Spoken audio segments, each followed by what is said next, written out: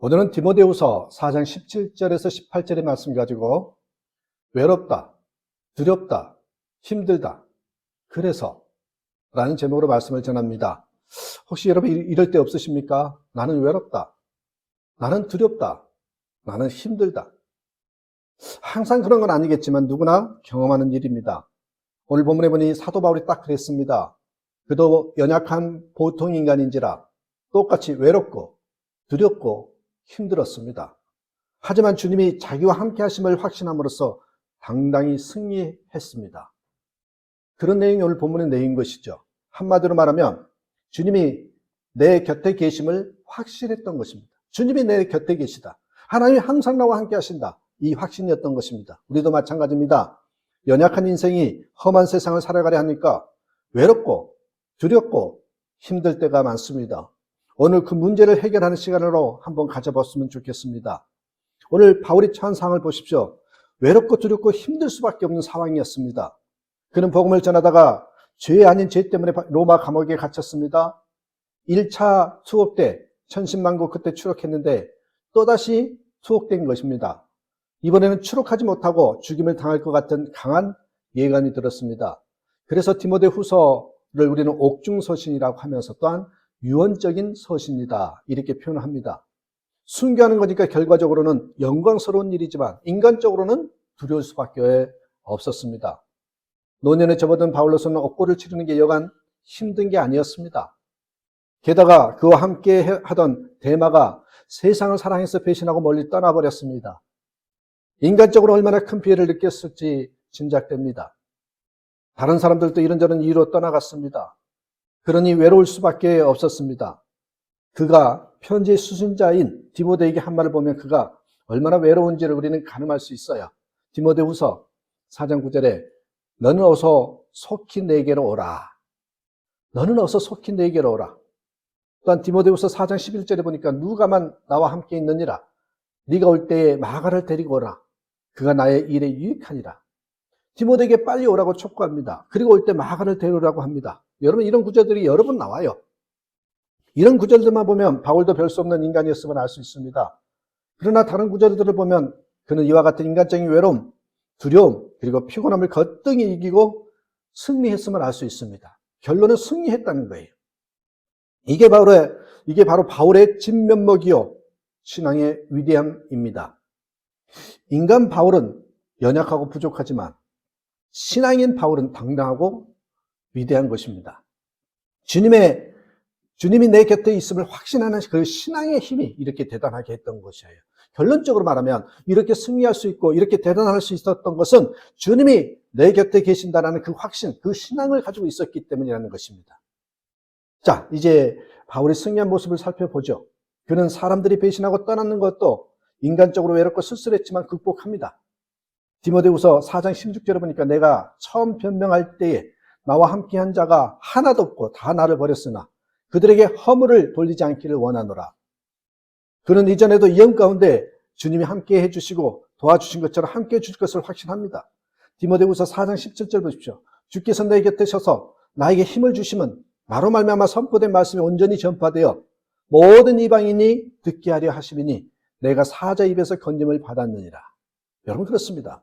바울의 승리한 비결은 바로 주님이 내 곁에 계신다. 이 신앙입니다. 주님이 내 곁에 신앙입니다. 그렇습니다. 우리에게 가장 힘들고 어렵고 또 외로울 때 두려울 때 필요한 신앙은 바로 이 신앙입니다. 주님이 내 곁에 계신다라는 신앙. 주님이 지금 여기에 나와 함께 해주신다는 확신입니다. 과연 그에게 이런 확신이 어떻게 생겼을까요? 바울은 어떻게 해서 이런 확신을 갖게 되었을까요? 주위 상황이나 형편을 보면 외롭고 두렵고 힘들 수밖에 없었는데 말입니다. 그 힌트가 13절에 나와요. 디모데후서 4장 13절에 내가 올 때에 내가 들어와 가보의 집에 둔 겉옷을 가지고 오고 또 책은 특별히 가죽 종이에 쓴 것을 가져와라. 그 당시에 성경책은 가죽 두루 말입니다.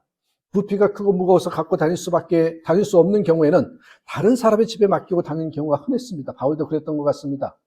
그러면서 그 책을 가져오랍니다. 무슨 얘기입니까?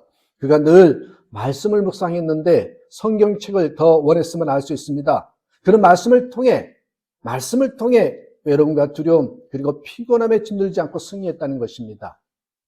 그리고 기도했습니다. 아마 찬송도 열심히 했을 것입니다. 이런 경건 생활을 통해서 그는 고난을 이기고 승리할 수 있었다. 이 말씀입니다. 바울이 이런 신앙의 연단이 있었기에 본문의 상황에서도 동일하게 말씀과 기도 그리고 찬송으로 외로움과 두려움과 피곤함을 이기고 승리한 것입니다. 복음전도자 D.L. 무디 목사의 얘기입니다. 그가 어느 교회에 집회 강사로 초청을 받았습니다. 집회 기간 중에 담임 목사가 부탁해서 특별 신방을 하게 되어 중환자였는데 그 표정이 환합니다. 몸은 야위었지만 그 얼굴에 평안이 깃들어 있었습니다. 그에게 말씀을 들려주고 기도해 주었지만 오히려 자기가 더 큰 은혜를 받았다고 합니다. 그는 이렇게 간증했습니다. 그날 나는 그 방에서 천국을 보았노라. 비록 중병으로 누워있는 환자였지만 늘 말씀과 기도로 살아갈 때 고통을 이기고 천국의 기쁨을 누리는 모습을 보았다라는 것입니다. 반대로 아무리 부자이고 대단한 징유와 명예를 갖고 있어도 주님이 내 곁에 신앙이 없으면 인간은 별 수 없습니다. 외롭고 두렵고 힘든 것을 겪게 되고요. 그런 경우 감당을 못합니다. 심한 경우는 극단적인 선택을 하기도 합니다. 노벨 문학상 수상자였던 해밍웨이의 이야기입니다. 그는 부와 명예를 한껏 누려던 사람이었죠. 그런데 별장에서 사냥촉으로 자살함으로 인생을 끝냅니다. 플로리다 키 웨스트 남단에 별장을 지었는데 그 아름다운 풍광을 두고 왜 그랬을까? 이해가 안 됐는데 그가 남긴 유서를 보면 그 이유를 추측할 수 있습니다. 나는 필라멘트가 끊어지고 전류가 흐르지 않는 텅 빈 정부처럼 고독하다. 그는 부와 명예를 얻었지만 채워지지 않는 영혼의 공고함으로 괴로워했습니다. 그래서 어처구니 없이 인생을 마쳤던 것입니다. 더욱 안타까운 것은 여러분 그 집안이 기독교 집안이었다는 거예요. 그의 할아버지는 무디와 친한 사람으로서 동역했다고 합니다. 본인도 어렸을 때는요, 교회에 다녔다고 합니다. 그런데 성공을 따라다니다가 하나님을 멀리 떠나게 됐는데 본인에게 돌이킬 수 없는 실책이 된 것입니다. 주님 없는 성공은 아무것도 아님을 알 수 있습니다. 인간의 원천적인 고독은 스스로 해결할 수 없습니다. 주님이 내 곁에 신앙이 있으면 아무리 세상에서 어려움을 당하고 실패를 겪어도 승리할 수 있습니다. 그게 최고인 것이죠. 여러분 감리교 창설자 존 웨슬리 아시지 않습니까? 그가 남긴 유명한 말이 있습니다. 임종이 가까울 때 이런 유언을 남겼다고 합니다. 가장 좋은 것은 하나님이 우리와 함께해 주시는 것이다. 가장 좋은 것은 하나님이 우리와 함께해 주시는 것이다. 이 초인적인 삶의 비결은 바로 주님이 내 곁에 신앙이었음을 알 수 있습니다. 어디 그뿐이겠습니까? 성경의 신실한 인물들과 역사상 위대한 그리스도인들도 다요, 주님이 내 곁에 신앙을 가지고 있었던 사람들이라는 것이죠. 여러분, 이 세상은 험합니다.